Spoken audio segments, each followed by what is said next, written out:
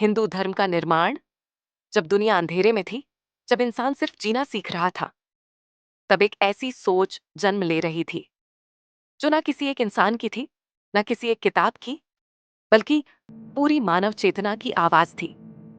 यही है हिंदू धर्म की कहानी। क्या आप जानते हैं, दुनिया का सबसे पुराना धर्म हिंदू धर्म कभी बनाया ही नहीं गया। और अगर इसे किसी ने बनाया नहीं, तो फिर ये आया कहां से? ये सवाल हजारों साल पुराना है और इसका जवाब आपकी सोच को बदल देगा। कल्पना कीजिए, आज से लगभग 5000 साल पहले एक विशाल भूमि, जहां बहती हैं शांत नदियां, जहां मिट्टी की खुशबू हवा में घुली है, जहां लोग आसमान को देखते हैं और सवाल पूछते हैं, ये दुनिया कैसे बनी, हम कौन हैं और हमारे ऊपर कौन है? ये है सिंधु घाटी सभ्यता। यहाँ के लोग किसी मंदिर में नहीं जाते थे, किसी एक भगवान को नहीं मानते थे, लेकिन फिर भी उनके दिल में एक आस्था थी। वे पेड़ों को पूजते थे, नदियों को माँ मानते थे, सूरज को जीवन देने वाला समझते थे, क्योंकि उन्हें हर चीज में एक शक्ति महसूस होती थी।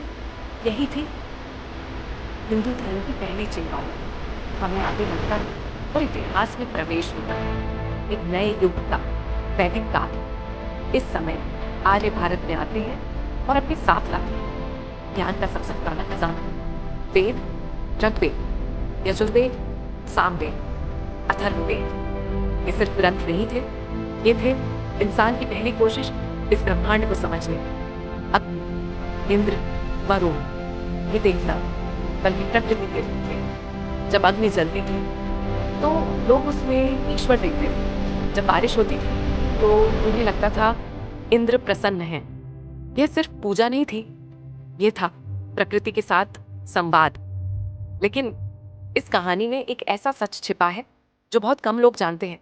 हिंदू धर्म असल में धर्म था ही नहीं, इसे कहा जाता था सनातन धर्म, जिसका अर्थ है जो हमेशा से है और हमेशा रहेगा।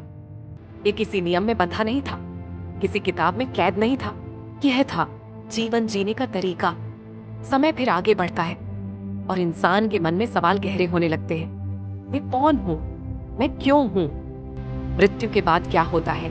इन्हीं सवालों के जवाब खोजने के लिए जन्म होता है उपनिषदों का।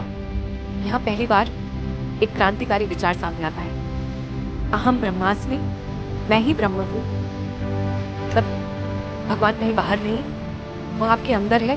ये सोच इतनी गहरी थी कि उसने इंसान की पूरी दुनिया बदल दी। लेकिन हर कहानी में मोड़ आता है। समाज में धीरे धीरे वर्ण व्यवस्था बढ़ने लगती है, लोगों को बांटा जाने लगता है।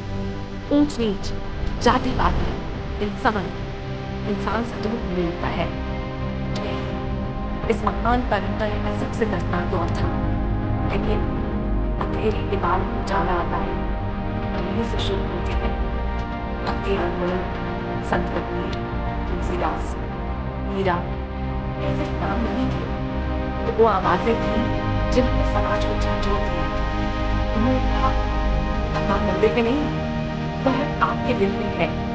उन्होंने तोड़ दी जाति की दीवारें और लोगों को सिखाया कि प्रेम ही सबसे बड़ा धर्म है। लेकिन असली परीक्षा ताकत।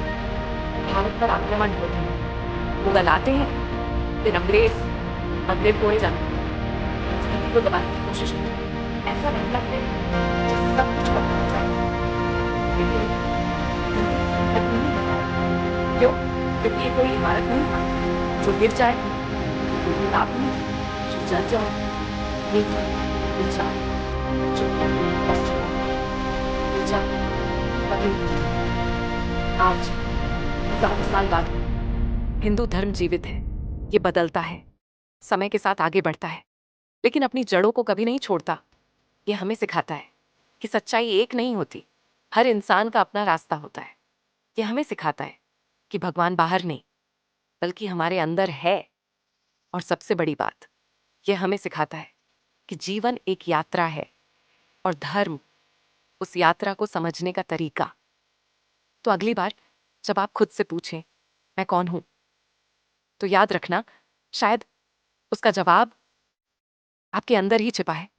अगर आपको ये कहानी पसंद आई तो वीडियो को लाइक करें, शेयर करें और ऐसे ही ज्ञान से भरी कहानियों के लिए चैनल को सब्सक्राइब जरूर करें।